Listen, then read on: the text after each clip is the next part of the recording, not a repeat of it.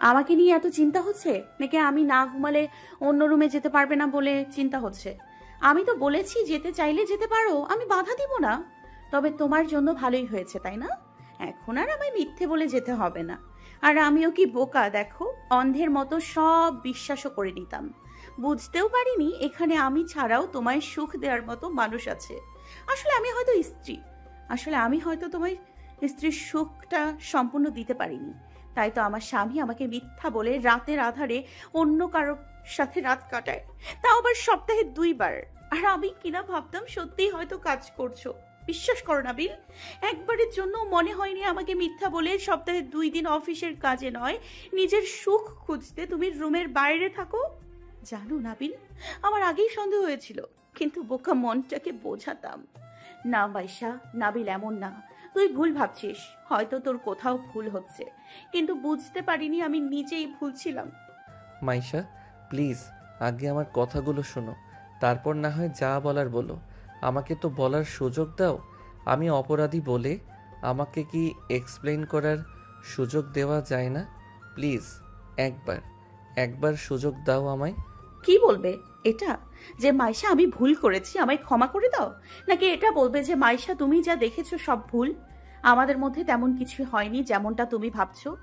আর আর নাকি এটা বলবে মাইশা আমি এতদিন যা করেছি অন্যায় করেছি, সবকিছুর জন্য আমি সরি, এসব বলার থাকলে তাহলে বলবো এসব পুরনো ডায়লগ, নতুন কিছু ট্রাই করো, ভালো লাগবে। কি কপাল আমার, স্বামীকে আমাকে অসুস্থ অবস্থায় বিছানায় রেখে অন্য মেয়ের সাথে রাত কাটাতে গেছে।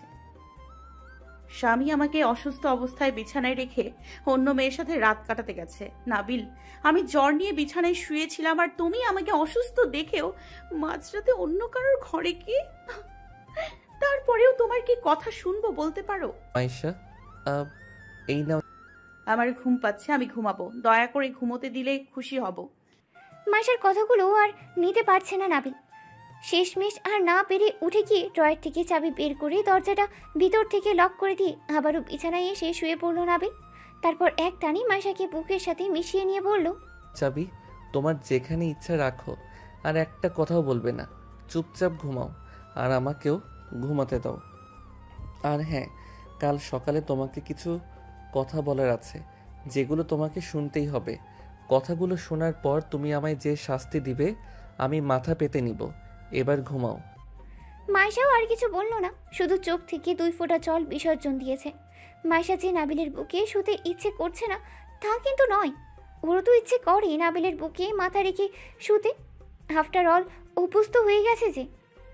ঘড়িতে সকাল 9টা, বিছানায় পা ঝুলিয়ে পাশাপাশি বসে আছে নাবিল আর মাইশা। নাবিল আজ অফিসে যায়নি, শুধুমাত্র মাইশাকে সব খুলে বলবে বলে। সারা রুম জুড়ে নীরব নিস্তব্ধ পরিবেশ। নীরবতা ভেঙে মাইশাই প্রথম বলে উঠল, কি হলো, কি বলবে বলো? কোনো বোমা, কোন বোমা ফাটাবে, ফাটিয়ে দাও। নাবিল এতক্ষণ নিচের দিকে তাকিয়েছিল। মাইশার কথা শুনে সামনের দেয়ালে স্থির দৃষ্টি রেখে তাকালো নাবিল। কয়েক সেকেন্ড চুপ থেকে বলা শুরু করলো, মাইশা, আমি জানি আমি অন্যায় করেছি। দিনের পর দিন তোমায় ঠকিয়ে গিয়েছি, তোমাকে মিথ্যা বলেছি, কিন্তু বিশ্বাস করো এই সব কিছুর পিছনে একটা বড় কারণ ছিল। এটাই শুধু বলার ছিল। মাইশা প্লিজ ট্রাস্ট মি, আমি যা বলছি একদম সত্যি বলছি, আমার কোনো দোষ নেই। প্রুভ করো তাহলে। খানিক সময় নিয়ে নাবিল ম্লান কণ্ঠে বলতে শুরু করলো, প্রুফ তো আমাকে করতেই হবে। তাহলে শোনো, আসলে ভাবি প্রথম থেকেই আমাকে পছন্দ করত। এমনকি আমি বাসায় যতক্ষণ থাকতাম ততক্ষণ বেশিরভাগ সময় ভাবি আমাকে রুমে ডেকে বসিয়ে রাখতো। এই বিষয়ে বাবা মা কিছু একটা সন্দেহ করে আমায় যেতে বারণ করলেও ভাইয়া বলেছিল ভাবির সব কথা যেন আমি শুনি, কারণ ভাইয়া ভাবিকে অনেক ভালোবাসতো। তাই আমিও গিয়ে বসে থাকতাম। যদিও আমার ভাবির কিছু কাজ ভালো লাগতো না বলে যাওয়া বন্ধ করে দিয়েছিলাম, কারণ ভাবি সবসময় গা ঘেঁষে বসে থাকতো, চিপকে থাকতো। কিন্তু ভাইয়ার কথা রাখতে ভাবি রুমে যেতাম। একদিন হঠাৎ ভাবি আমাকে চা খাবো কিনা জিজ্ঞেস করলেও আমি নিঃসংকোচে, কিন্তু আমি তখনও জানতাম না চাতে ভাবি ড্রাগযুক্ত মেডিসিন মিশিয়ে দিয়েছে। যখন আমি চাটা খেলাম সাথে সাথে আমার চোখ ঝাপসা হয়ে আসে। পরে কি হয়েছে আমার আর কিছু মনে নেই।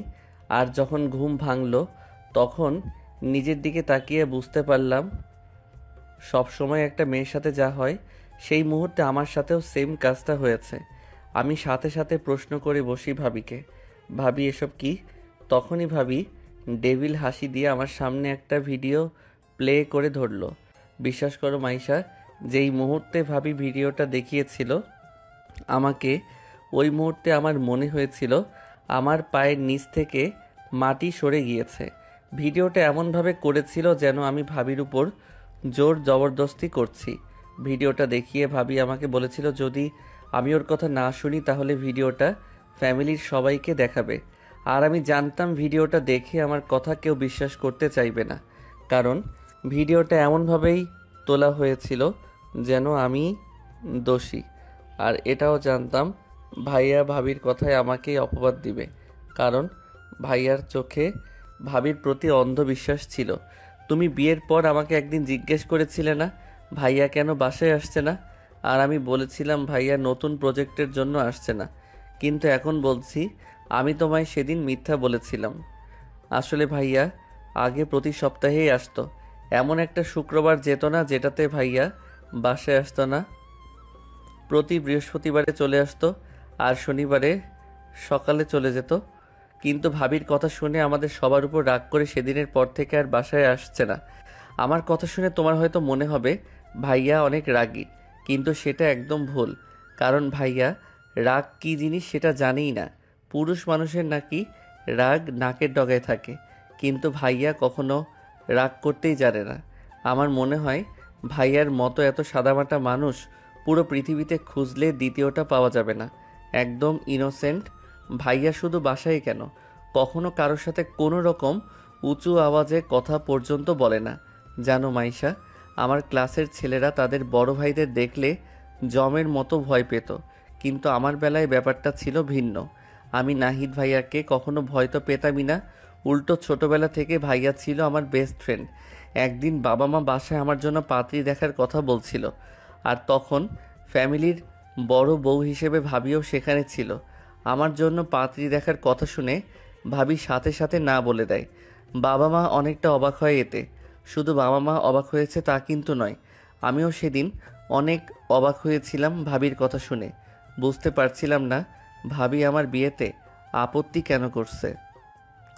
হ্যাঁ, এটা ঠিক যে ভাবি আমার প্রতি দুর্বল ছিল। ইনফ্যাক্ট সেদিনের ভিডিওটা দিয়ে রোজ ব্ল্যাকমেইল করে আমাকে নিজের মতো করে যেভাবে ইচ্ছা ব্যবহার করেছে। তবে আমি মনে করেছিলাম হয়তো আমি বিয়ে করিনি বলে ভাবি আমাকে অ্যাভয়েড করেছে, কিন্তু আমি জানতাম না ভাবি শেষ পর্যন্ত আমার বিয়েতে আপত্তি করবে। এমনকি আমাকে পার্সোনালি পর্যন্ত ভাবি নিষেধ করে যেন আমি বিয়ে না করি। বাট আমি ভাবির কথা রাখতে নারাজ হই, কারণ আমি জানতাম ভাবির থেকে দূরে সরানোর জন্যই বাবা মা আমাকে বিয়ে করাতে চাইছে। আর আমিও ভেবেছিলাম বিয়ে করলে হয়তো আমার প্রতি ভাবির ইন্টারেস্ট কমে যাবে, কিন্তু আমি ভুল ছিলাম। ভাবি যখন দেখলো আমি ওর কথা রাখছি না, তখন ব্ল্যাকমেইলের ডোজটা আরও বাড়িয়ে দেয়। অর্থাৎ ভাবির কথা হলো আমি যদি বিয়ে করেও ফেলি তারপরেও ভাবিকে সময় দিতে হবে। আর যখন আমি এতে আপত্তি জানালাম ভাবি ভাইয়াকে আমার বিয়ে নিয়ে কান ভার করে, আর তখন থেকে ভাইয়া রাগ করে বাড়িতে আসছে না। বরাবরের মতো ভাইয়াও ভাবির কথায় সহমত পোষণ করে, কারণ ভাইয়া ভাবিকে এতটাই ভালোবাসে যে ভাবির কোনো কথাতে হ্যাঁ ছাড়া না করে না। আমার বিয়ের ক্ষেত্রেও ঠিক তাই হলো। ভাইয়া ভাবির কথা মতো বাবা মাকে আমাকে এখন বিয়ে না করাতে বলে, কিন্তু বাবা মা ভাইয়া কিংবা ভাবির কারো কথা শুনেনি, নিজেদের সিদ্ধান্তে অটুট রইল। তারা চায় আমি যেন তাদের জীবদ্দশায় বিয়েটা করেই নিই। ফলে ভাবির মনে একটা ক্ষোভ জন্ম নেয়, আর সেই ক্ষোভটা ভাইয়ার মনেও ঢুকিয়ে দেয়। ভাবি ভাইয়াকে স্ট্রেট মানা করে দেয় যেন আমার বিয়েটা নিয়ে কোনো রকম মাথা না ঘামায়, আর বাসাতেও যেন না আসে। ব্যাস, ভাইয়া ভাবির কথা শুনে সেই দিনের পর থেকে বাসায় আসা বন্ধ করে দেয়। ইনফ্যাক্ট এখনও আসছে না। কিন্তু ভাইয়া তো এটা জানে না যে ভাবির ভাইয়াকে প্রয়োজন নেই বলেই ভাবি ওকে বাসায় আসতে নিষেধ করেছে। কারণ ভাবির চাহিদা মেটানোর জন্য তো আমি আছি। ইচ্ছা না থাকা সত্ত্বেও ভাবিকে সঙ্গ দিতে হয়েছে দিনের পর দিন। তুমি তুমি এখন বলো মাইশা, আমার কি করা উচিত ছিল? তবে সত্যি কি জানো, গত 1 সপ্তাহ আগে যখন আমি কোনো রকম করে ভিডিওটা ভাবির মোবাইল থেকে ডিলিট করে দিতে পারলাম, তখন থেকে আমি ভাবির রুমে যাইনি। আর তাই ওই দিন ভাবি। তারপর নাবিল মাইশাকে সুমির সেই রাতের সব কিছু খুলে বলল, যে রাতে মাইশা নাবিল আর সুমিকে একসাথে ওইভাবে দেখেছিল। জানো মাইশা, এসব নিয়ে বাবা মা পর্যন্ত আমায় ভুল বুঝেছে, কিন্তু সত্যিটা তো তারা জানতো না। এখন তোমার উপর সব ডিপেন্ড করছে। তুমি যা শাস্তি দিবে তাই আমি মাথা পেতে নিব। শুধু এইটা মনে রেখো, আমি খুব ভালোবাসি তোমায়। I love you more than anything. Trust me Maisha. নাবিলের কথা শুনিয়ে মাইশা কী বলবে বুঝতে পারছে না। মেয়েরাও এমন হয়। মাইশা জানে নাবিল মিথ্যে বলছে না, কারণ নাবিলের চোখ দেখে সেটা বোঝা যাচ্ছে। আর মানুষের চোখের ভাষা কখনো মিথ্যে হতে পারে না। আমাকে ক্ষমা করে দিস বাবা, আমরা তোকে ভুল বুঝেছি। আমরা আসলে জানতাম না সুমি এমন জঘন্য একটা খেলা খেলেছে তোর সাথে। দরজার কাছ থেকে ভিতরে ঢুকতে ঢুকতে কথাগুলো বললেন লায়লা হক। আসলে উনি মাইশাকে দেখতে এসে আকস্মিক নাবিলের বলা সব কথাগুলো শুনে ফেললেন আর বুঝতে পারেন ওনারা নাবিলকে কত বড় ভুল বুঝেছেন। হঠাৎ মায়ের কণ্ঠ পেয়ে চমকে দরজার দিকে তাকিয়ে নাবিল আর মাইশা। মাকে দাঁড়িয়ে থাকতে দেখে দ্রুত বসা থেকে উঠে দাঁড়ায় দুজন। প্লিজ বাবা, আমাদের ক্ষমা করে দিস। লায়লা হকের কণ্ঠে অপরাধবোধ। নাবিল মুচকি হেসে বলল, আরে মা, এভাবে কেন বলছো? তোমাদের উপর আমার কোনো অভিযোগ নেই। আমরা অনেক বড় স্বার্থপর বাবা মা, অনেক বড় স্বার্থপর। একবারও বুঝতে চেষ্টা করলাম না তোর অবস্থাটা, শুধু নিজেদের মতো করে বিচার করে সব দোষ তোর ঘাড়ে চাপিয়ে দিলাম। আসলেই আমরা অনেক স্বার্থপর। বলতে বলতেই লায়লা হক চোখে জল মুছতে মুছতে রুম থেকে বেরিয়ে গেলেন। নাবিল ঠায় দাঁড়িয়ে মায়ের চলে যাওয়ার দিকে তাকিয়ে আছে। মাইশা এবার নাবিলের সামনে এসে দাঁড়ালো। নাবিলও মাইশার চোখে চোখ রাখলো। চোখগুলো জলে টইটম্বুর হয়ে গেছে নাবিলের। হয়তো পুরুষ মানুষ বলেই কান্নাটা এখনও আটকে রেখেছে। মাইশার চোখে চোখ রেখে ভেজা গলায় পড়ল নাবিল, বিশ্বাস করো মাইশা, আমি যা করেছি শুধু ভাবির থেকে ভিডিওটা যেন ডিলিট করতে পারি তার জন্য করেছি, নিজের চাহিদা পূরণের জন্য নয়। তুমি চাইলে আমি তোমাকে নিয়ে ভাবির থেকে দূরে কোথাও চলে যাব। তুমি যেটা চাইবে সেটাই হবে। তবু প্লিজ আমায় দূরে সরিয়ে রেখো না। আমি তোমার অবহেলাগুলো নিতে পারছি না। নাবিলের কণ্ঠে কাতরতা নাবিলকে অবাক করে দিয়ে হুট করে শক্ত করে জড়িয়ে ধরল মাইশা। নাবিল তো শক্ট হয়ে সেভাবে দাঁড়িয়ে রইল। তুমি তখন বললে না, you loves me. Now I repeat you, I love you too. মাইশার কথা শুনে স্বস্তির নিঃশ্বাস ফেলল নাবিল। মুচকাই হেসে মাইশাকে নিজের বাহুতে আবদ্ধ করে নিয়েছে অবনতি বিলম্বে। হুট করেই মাইশা বলে উঠল, তবে আমার একটা শর্ত আছে। কি শর্ত বলো? আমি তোমার জন্য সব করতে রাজি। যত শর্ত দিবে সব শর্ত আমি মেনে নিব। আমার বাবা মাকে নিয়ে আলাদা বাসায় থাকবো। জো হুকুম, তুমি যেমনটা চাইবে তেমনটাই হবে। আমরা কালকে চলে যাব এখান থেকে। বলেই নাবিল আরও শক্ত করে বুকের সাথে জড়িয়ে নিল মাইশাকে। মাইশাও নাবিলের বুকের সাথে লেপ্টে রইল বেশ কিছু সময়। রাতের খাবার খেয়ে যে যার রুমে চলে গিয়েছে। নাবিল আর মাইশা সবে ডিনার করে রুমে এসেছে। যখনই নাবিল দরজাটা লাগাতে যাবে ঠিক সেই মুহূর্তে হন্তদন্ত হয়ে সুমি এসে দাঁড়ায়। নাবিল অবাক হলো না, বরং স্বাভাবিক গলায় বলল, কি চাই? নাকি নতুন কোনো নাটক করবি আবারও? খাবার টেবিলে যখন মায়ের কাছে শুনলাম তোমরা সবাই কাল চলে যাবে এই বাসা ছেড়ে, ইনফ্যাক্ট মাইশা নাকি চাইছে না এই বাসায় থাকতে, তখন আমি বুঝতে পারলাম আমি কত বড় ভুল করেছি। তাই মাইশার কাছে সরি বলতে এসেছি। বলেই সুমি নাবিলকে পাশ কাটিয়ে মাইশার সামনে গিয়ে দাঁড়ালো। ন্যাকা কণ্ঠে বলল, প্লিজ মাইশা, আমায় ক্ষমা করে দাও, আর কখনো এমন হবে না। তোমার হাজবেন্ড তোমারই থাকবে। প্লিজ আমায় ক্ষমা করো, আর তোমরা কোথাও যেও না এখান থেকে, প্লিজ। তাচ্ছিল্য হাসি মাইশা বুকের ওপর দুই হাত ভাঁজ করে আড়াআড়ি ভাবে রেখে সুমির দিকে স্থির দৃষ্টি রেখে তাচ্ছিল্যের কণ্ঠে বলল, আমাকে দেখে কি কোনো নাটক সিনেমার নায়িকা মনে হয়? মানে একদম সিম্পল, আমি কোনো নাটক সিনেমার নায়িকা নই যে তুমি ক্ষমা চাইলে আর আমি ক্ষমা করে দিলাম। বিভীষণ সবসময় বিভীষণই থাকে। আমি তোমার সরি অ্যাকসেপ্ট করতে পারছি না, এই জন্য আমি সরি। আসলে কি বলো তো, কিছু মানুষ কখনো শুধরানো নয়। না জানি কখন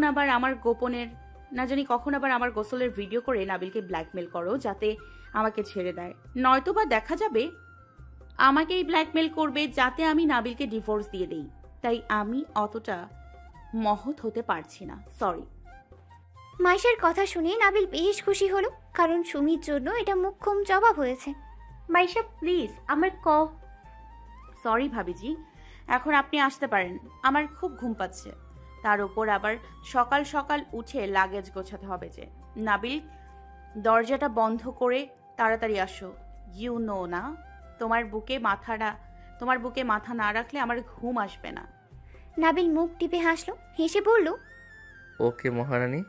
আর এই যে আপনাকে বলছি, আমি দরজা লাগানোর জন্য সারা রাত দাঁড়িয়ে থাকবো না।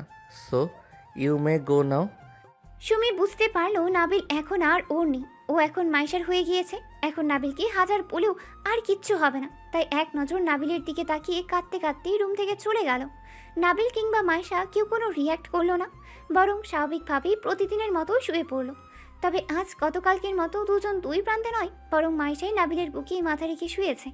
নাবিলও তার মাইশুকে শক্ত করে বুকের সাথে আঁকড়িয়ে ধরল। মিনিট দুয়েক নীরবতায় কেটে যাওয়ার পর নাবিলি হঠাৎ বলে উঠল, মাইশু, একটা কথা জিজ্ঞেস করব?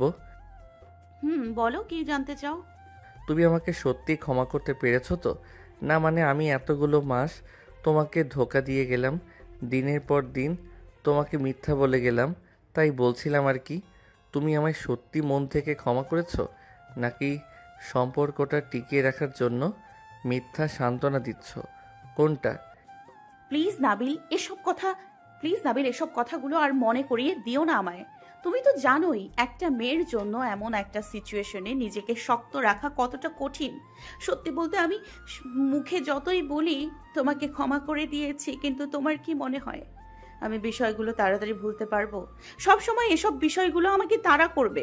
তাই আমি পুরো বিষয়টাকে একটা দুঃস্বপ্ন ভেবে ভুলে যেতে চাই। তাই তো এই বাসা ছেড়ে চলে যাওয়ার কথা বলেছি। অ্যান্ড আই হোপ তুমি আমাকে হেল্প করবে পুরো বিষয়টা ভুলে থাকতে, প্লিজ। মাইশার কথাগুলো শুনে নাবিল একটা দীর্ঘশ্বাস ফেলল। আসলে মাইশার কথাগুলো একদম ঠিক। মাইশা মুখে নাবিলকে ক্ষমা করেছে বললেও বিষয়টা মাইশার জন্য মেনে নেওয়া কতটা কঠিন সেটা নাবিল পুরোটা বুঝতে না পারলেও একটু হলেও বুঝতে পারছে। মাইশার জায়গায় হয়তো অন্য কোনো নারী হলে সাথে সাথে নাবিলকে ডিভোর্স দিয়ে চলে যেত। আরে মাইশার জায়গায় অন্য কোনো নারীকে কেন ভাবছে সে?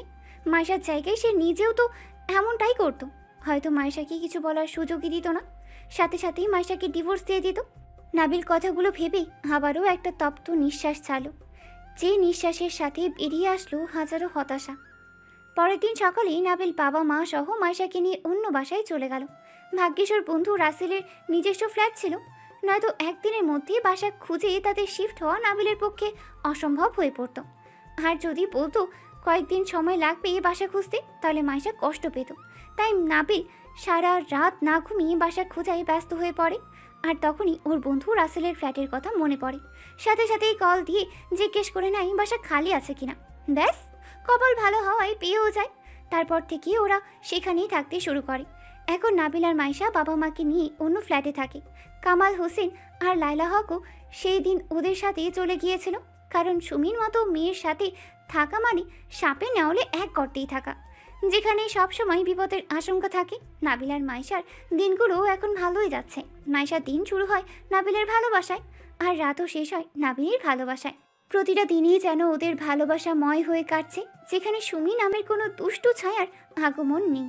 7 মাস পর ড্রেসিং টেবিলের আয়নার সামনে দাঁড়িয়ে নিজেকে নতুন সাজিয়ে সজ্জিত করছে একটা রমণী। রমণীর পরনে একটা হালকা ধূসর রঙের সিল্কি শাড়ি, যেটা রমণীর ফর্সা শরীরটাকে আরও বেশি আকর্ষণীয় করে তুলেছে।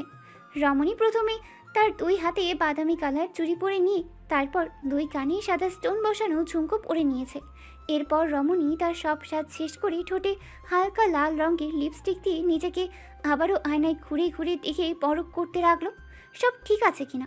সব কিছু পারফেক্ট দেখে রমণী খোলা মনেই হাসলো।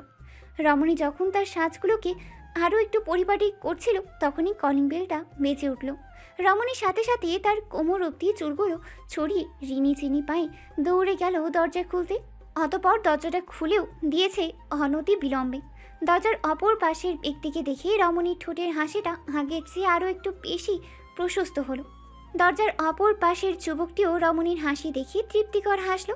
হাসিটা মুখে বজায় রেখে বলল, কি ব্যাপার, আজ আমার বউটাকে অনেক বেশি খুশি খুশি লাগছে মনে হচ্ছে। তার উপর আবার নিজেকে নতুন সাজে সাজিয়েছে। ম্যাডামের নিজেকে এমন নতুন সাজে সুসজ্জিত করার কারণটা কি জানতে পারি? আমাকে কি মেরে ফেলার প্ল্যান করেছো? মাইশা দরজা খুলে দিয়ে কয়েক পা পিছিয়ে গিয়ে দাঁড়িয়েছিল। কতগুলো বলতে বলতেই নাবিল এক পা করে মাইশার দিকে এগোতে লাগলো। তবে নাবিলের এগোনি দেখে মাইশার কোনো রকম ভাবান্তর হলো না।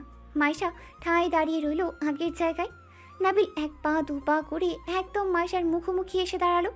মাইশাকে পা থেকে মাথা পর্যন্ত পুরোটা একবার গভীরভাবে স্ক্যান করে নিয়েছে মুহূর্তে। নাবিলের দৃষ্টিটা বরাবরই ঘোর লাগা দৃষ্টিতেই মাইশাকে দেখিয়ে যাচ্ছে নাবিল। মাইশাও লাজুক ভঙ্গিতেই মাথা নিচু করে দাঁড়িয়ে আছে, দৃষ্টি তার ফ্লোরে। নাবিল মিনিট খানিক মাইশাকে ঘোর লাগা দৃষ্টিতেই দেখার পর হুট করে এক হাতে মাইশার কোমর জড়িয়ে ধরে একদম নিজের কাছে নিয়ে আসলো। নাবিলের আকস্মিক টানে সামলাতে মাইশার সোজা নাবিলের বুকের উপর এসে পড়ল। যেই সাথেই মাইশার হাত দুটো নাবিলের বুকের উপর পড়েছে।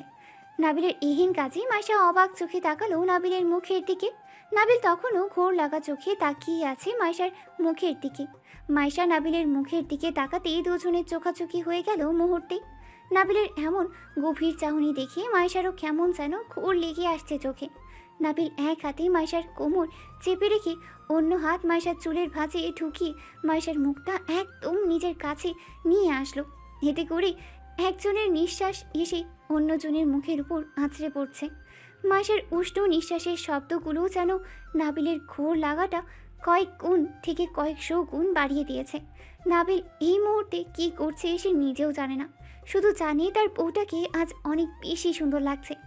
আর বউটার সৌন্দর্য যে তার শান্ত মনটাকে কয়েকশো গুণ অশান্ত করে দিচ্ছে ক্ষণে ক্ষণে। নাবিলের মনে হচ্ছে তার এই অশান্ত মনটা শান্ত করার একমাত্র মালিক হচ্ছে মাইশা। মাইশা এতক্ষণ নিজেকে ঠিক রাখলেও নাবিলের চাহনির গভীরতার সাথে সাথে কাঁপুয়া কাঁপিটাতে যেন ক্রমশই বেড়ে চলেছে। নাবিল ধীরে ধীরে নিজের মুখটা একদম মাইশার ঠোঁটের কাছে নিয়ে গেল, এতটাই কাছে যে দুজনের উষ্ঠদয় ছুঁই ছুঁই। নাবিলের কাছে আসার তাড়না বুঝতে পেরে মাইশা আমতা আমতা গলায় বলল, কি করছো কি? মা বাবা কেউ দেখে যাবে তো। মাইশার কথায় নাবিলের কোনো ভাবান্তর হলো না, বরং মুখটা নিজের লক্ষ্য ছাড়িয়ে মাইশার কানের কাছে গিয়ে স্থির করলো। ফিসফিসিয়ে বলল, my dear wife, for your kind information, আপনি বোধহয় ভুলে গিয়েছেন বাবা মা সকালেই আমার সাথে বড় খালার বাসায় গিয়েছে। আর আমি যতটুকু জানি ওরা সেখানে 2 দিন থাকবে। So don't disturb my romance. Maisha লাজুক হেসে জিভ কাটলো তৎক্ষণাৎ। ও তো ভুলেই গিয়েছিল শ্বশুর শাশুড়ি আজ বাসায় নেই, তার মানে নাবিলকে বাধা দিয়েও কোনো লাভ হবে না। মাইশা ভাবনায় পড়ে গেল, নাবিলকে এখন কিভাবে ওর থেকে দূরে সরাবে। নাবিল যদি এভাবে ওর সাথে চিপকিয়ে থাকে তাহলে তো গুড নিউজটাই দেওয়া হবে না। নাবিলের মুখ যখন মাইশার গলায় বিচরণ করতে ব্যস্ত, ঠিক তখনই মাইশা কাঁপা কাঁপা গলায় বলে উঠল, নাবিল, তোমাকে একটা গুড নিউজ দেওয়ার ছিল। নাবিল মাইশার গলায় মুখ গুজিয়ে রেখেই বলল, জানি তো, আর সেটা শোনার জন্যই তো অপেক্ষা করছি। বলো মাইশু, কি গুড নিউজ? আগে আমায় ছাড়ো, তারপর বলবো। আই হোপ গুড নিউজটা শুনে তোমার অনেক ভালো লাগবে। গুড নিউজটা শুনলে খুশিতে লাফিয়ে উঠবে তুমি। গুড নিউজটা শুনলে খুশিতে আদরও করতে পারি। কথাটা বলেই নাবিল বাঁকা হেসে মাইশার গলা থেকে মুখ সরিয়ে মাইশার মুখ পানি দৃষ্টি স্থির করলো। অতপর মাইশা কিছু বুঝে ওঠার আগেই নাবিল হুট করেই মাইশাকে কোলে তুলে নিল। নাবিলের এহেন কাজে মাইশা নিজেকে পড়ে যাওয়ার হাত থেকে বাঁচাতে দ্রুত নাবিলের গলা জড়িয়ে ধরল 2 হাতে। মুচকি হেসে সামনে পা বাড়ালো নাবিল, উদ্দেশ্য রুমে যাওয়া। এভাবে হুট করে কেউ কোলে তুলে নেয়? যদি পড়ে যেতাম? তাহলে আমি আছি কি করতে? মাইশা জানে নাবিলকে কিছু বললেও লাভ হবে না, তাই আর কিছু বলল না সে, বরং 2 হাতে নাবিলের গলা জড়িয়ে ধরে নাবিলের মুখের দিকে তাকিয়ে রইল অপলকভাবে। নাবিল মাইশাকে রুমে এনে বিছানায় বসিয়ে দিয়ে নিজেও মাইশার সামনে হাঁটু গেড়ে বসে পড়ল। তারপর মাইশার 2 হাঁটুর ওপর 2 হাত রেখে মাইশাকে পা থেকে মাথা পর্যন্ত পুরোটা আবারও একবার স্ক্যান করে নিয়ে হাস্যোজ্জ্বল গলায় বলল, এবার বলুন ম্যাম, কি গুড নিউজ? মাইশা লাজুক হেসে আমতা আমতা গলায় বলল, মানে আসলে কি ব্যাপার ম্যাডাম, আজ আমতা আমতা করছে যে? কোনো সিরিয়াস কিছু? I mean something something. মানে উফ, কি করেছে বলি। মাইশার অস্বস্তিটা বুঝতে পেরে মাইশার দুই হাত নিজের দুই হাতের ভাঁজে নিয়ে মাইশার চোখে চোখ রাখলো নাবিল। আদুরে গলায় বলল, মাইশু, এত আমতা আমতা করার কি আছে? আর এত লজ্জা পাওয়ার কি আছে? আমি তো, আমাকে বলতে না পারলে কাকে বলবে? বলো কি গুড নিউজ? আচ্ছা, বাই এনি চান্স আমি কি বাবা হতে যাচ্ছি? মাইশা অবাক চোখে তাকালো নাবিলের দিকে। নাবিল কিভাবে বুঝতে পারলো মাইশা এই গুড নিউজটাই দিতে চাচ্ছে এত সময় ধরে? না মানে হ্যাঁ, you mean we are going to mamma papa, right? But তুমি কিভাবে বুঝলে? আমি এই গুড নিউজটা দিতেই চাইছিলাম। মাইশার কণ্ঠে লজ্জার ছাপ। কোথায় আর বুঝলাম, আমি তো জাস্ট আইডিয়া করেছিলাম, কারণ তুমি যেভাবে গুড নিউজ বলবে বলে আমতা আমতা করছো, তাই আমার এই গুড নিউজটার কথাই মাথায় আসলো। মানুষ তো একটা কথা বলবো বলে এত আমতা আমতা করে, আর তুমি গুড নিউজ আছে বলে আমতা আমতা করছো, তার মানে তো এটাই দাঁড়ায়, দ্যাটস ইট। তুমি খুশি হয়েছো? আবার জিগাই, তুমি জানো তুমি আমায় কি নিউজ দিয়েছো? এটা শুধু গুড নিউজ নয়, এটা আমার জন্য best news. Thank you so much Maishu, thank you so much. বলতে বলতেই হুট করে মাইশাকে শক্ত করে জড়িয়ে ধরলো নাবিল। উৎফুল্ল কণ্ঠে বলল, আজ আমি অনেক খুশি মাইশু, অনেক খুশি। আমার এখনো বিশ্বাস হচ্ছে না আমি বাবা হব। আমার যে কি খুশি লাগছে, আমি কাউকে বলে বোঝাতে পারবো না। তোমাকে এতগুলো থ্যাঙ্কস মাইশু, এতগুলো থ্যাঙ্কস। উপস, এত আনন্দ কোথায় রাখি?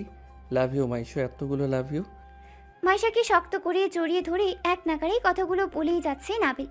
মাইশা তো নাবিলের খুশি দেখে কি বলবে বা কি রিয়াক্ট করবে সেটাই বুঝে উঠতেই পারছে না। মাইশা জানতো নাবিল খবরটা শুনলে খুশি হবে, কিন্তু নাবিল যে এতটা খুশি হবে সেটা মাইশার ধারণাতেও ছিল না। মাইশাও এবার নাবিলের পিঠেই হাত রাখলো। এভাবেই দুজনে বেশ কিছু সময় অতিবাহিত করে ফেলল। কিছু সময় অতিবাহিত হওয়ার পর নাবিল মাইশাকে ছেড়ে দিয়ে মাইশার দুই গালে হাত রাখলো। কোমল কণ্ঠে বলল, মাইশু, বাবা মাকে কি জানিয়েছো খবরটা? ওরা শুনলে আমাদের থেকেও বেশি খুশি হবে। হ্যাঁ মানে না, আসলে খবরটা তোমাকে জানাতেই আমার লজ্জা লাগছে। আর ওনাদের কি করে বলবো বলো? ওলে আমার লজ্জাবতী লাজুক লতারে।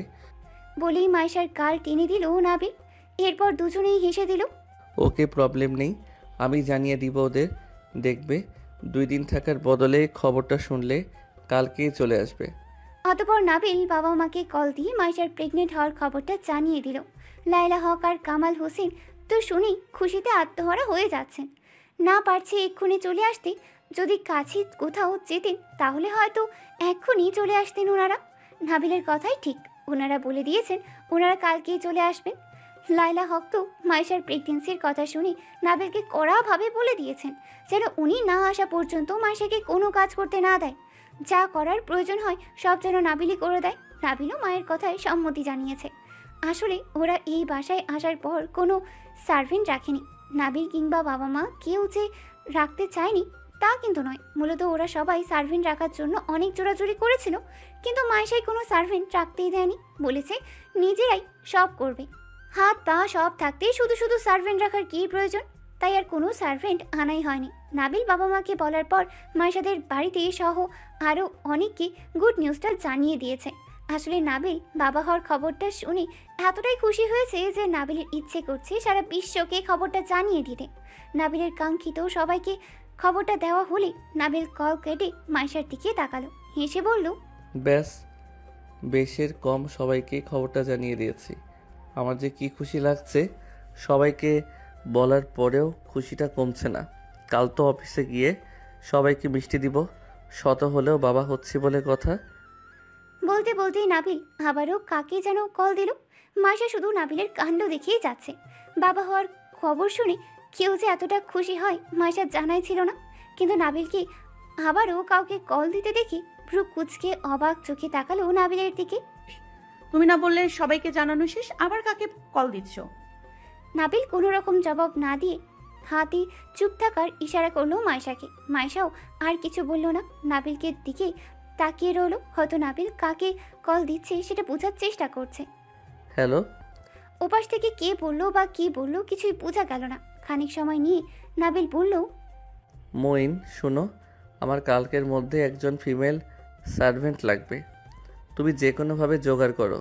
কিভাবে করবে, কোথা থেকে করবে আমি জানি না, জাস্ট কালকের দিনের মধ্যে আমার বাসায় সার্ভেন্ট দেখতে চাই।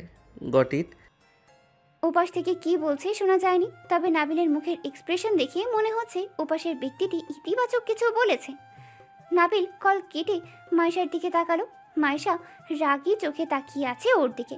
কি হলো, এমন রাগী চোখে তাকিয়ে আছো কেন আমার দিকে? কে বলেছে বাসার জন্য সার্ভেন্ট আনতে? কতবার বারণ করেছি, বাসায় কোনো সার্ভেন্ট লাগবে না। আল্লাহ হাত পা সব দিয়েছে তো নাকি? শুধু শুধু টাকা দিয়ে কাজের লোক রাখার কি প্রয়োজন?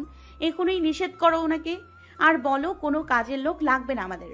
আমি কি তোমার কাছে জানতে চেয়েছি কাজের লোক লাগবে কি লাগবে না? আমি যেটা বলেছি সেটাই ফাইনাল।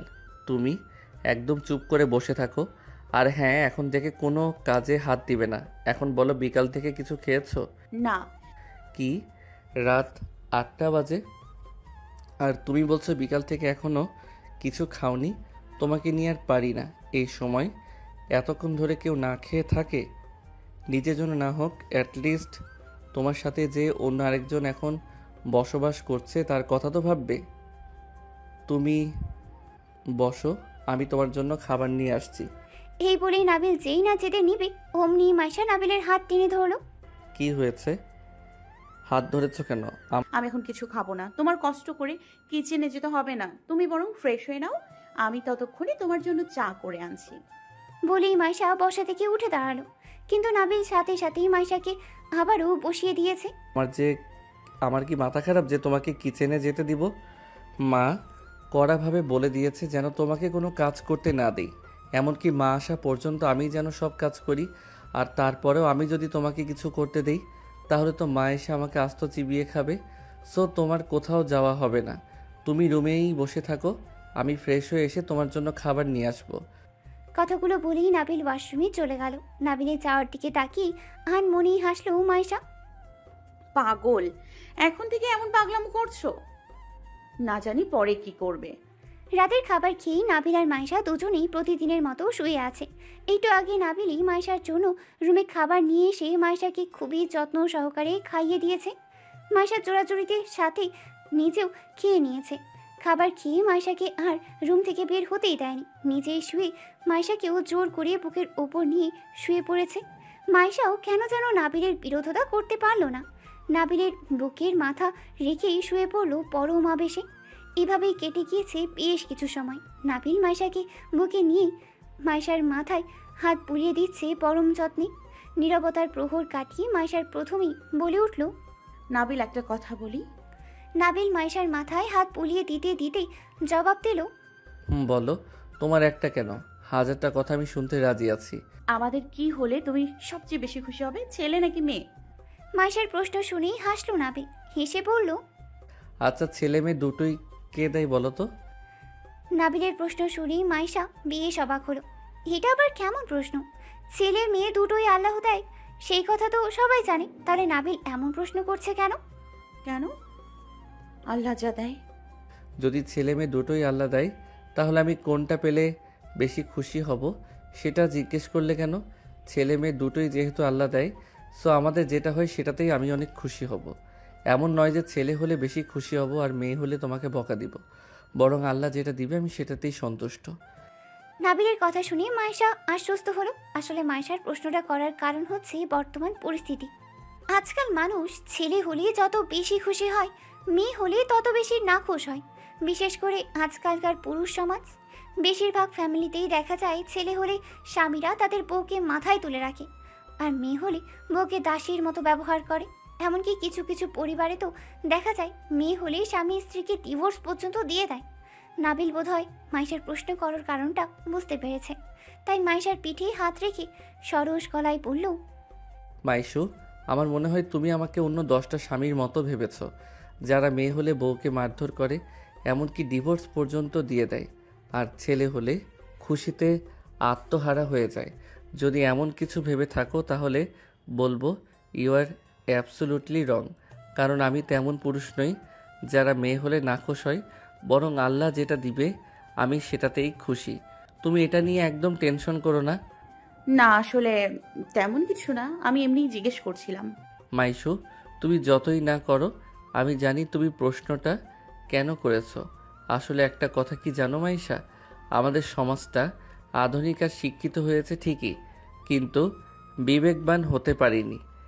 একটা মেয়ে মা হলে সে ছেলে জন্ম দিয়েছে নাকি মেয়ে জন্ম দিয়েছে সেটা নিয়ে সবার মাথা ব্যথা আছে, কিন্তু মেয়েটা যে কতটা কষ্ট করে মা হয়েছে সেটা নিয়ে কারো মাথা ব্যথা নেই। আরে ভাই, ছেলে মেয়ে হওয়া না হওয়া তো শুধু মেয়েটার উপর ডিপেন্ড করছে না, ছেলে মেয়ে হওয়া না হওয়াটা স্বামী স্ত্রী দুজনের উপরেই ডিপেন্ড করছে। আর সবচেয়ে বড় কথা হলো এটা আল্লাহর মর্জিতে হয়। আল্লাহর যেটা ইচ্ছা সেটাই তার বান্দাকে দেয়। এতে মেয়েটার দোষ কি যে মেয়ে জন্ম দিয়েছে? কেন মেয়ে হলেই মাটা শাস্তি পাবে? এই মেয়ের জন্যই কিন্তু আল্লাহর রাসূল সাল্লাল্লাহু আলাইহি ওয়াসাল্লাম এত কষ্ট করেছেন। মেয়ে হলেই তার কোনো মূল্য নেই। আজও কিছু মানুষ এই ভুল ধারণা নিয়ে বেঁচে আছে বলেই আমাদের সমাজটা এখনও এগোচ্ছে না। আমরা শুধু ছেলে না হয়ে মেয়ে হয়েছে এটা দেখি, কিন্তু আমরা একটাবারও ভেবে দেখি না যদি মেয়েটাও আল্লাহ না দিত তাহলে বাবা মার ডাকগুলো কার থেকে শুনতাম? আল্লাহ চাইলেই সব করতে পারে, তাহলে এটাও নিশ্চয়ই করতে পারবেন। তাই আমাদেরকে আল্লাহ যেটা দেয় সেটা নিয়েই খুশি থাকা উচিত। কোনো রকম নাখোশ হলে আল্লাহ নারাজ হতে পারে, তখন যেটা দিয়েছে সেটাও কিন্তু কেড়ে নিতে আল্লাহর 2 সেকেন্ডও সময় লাগবে না। So don't be upset my dear wife, আমি কোনোটাতে নাখোশ হব না। তুমি শুধু আমার সন্তানটাকে ভালোভাবে দুনিয়াতে আনো, বাকিটা আমি সামলে নিব, বুঝলে? আর হ্যাঁ, কালকের পর থেকে কিচেনে ভুলেও যাবে না, আর কোনো কাজ করারও ট্রাই করবে না। কিছু লাগলে মাকে কিংবা সার্ভেন্টকে বলবে, বোঝা গেছে? নাবিলের কথাগুলো শুনেই মায়েশা আরও একবার নাবিলের প্রতি মুগ্ধ হলো। নাবিল কত সুন্দর করে ব্যাপারটা তুলে ধরেছে আর বুঝেছেও। ইস, সবাই যদি নাবিলের মতো এভাবেই বুঝতো তাহলে কতই না ভালো হতো। যদি প্রতিটা মানুষই নাবিলের মতো এমন হতো তাহলে কোনো নারী আর মায়েশার মতো ভয় পেত না। কোনো নারীকে আর সন্তান প্রসবের আগে টেনশনে ছেলে হবে না মেয়ে হবে এই ভয়ে স্ট্রোক কিংবা হার্ট অ্যাটাক করতে হতো না। খুশিতে নাবিলকে আষ্টে পৃষ্ঠে জড়িয়ে ধরলো মায়েশা। বোধহয় পারলে এখনই নাবিলের বুকে ঢুকে যেত। নাবিলও হেসে মায়েশাকে বুকের সাথে শক্ত করে জড়িয়ে নিয়েছে। Maishu, hmm, I love you. I love you two.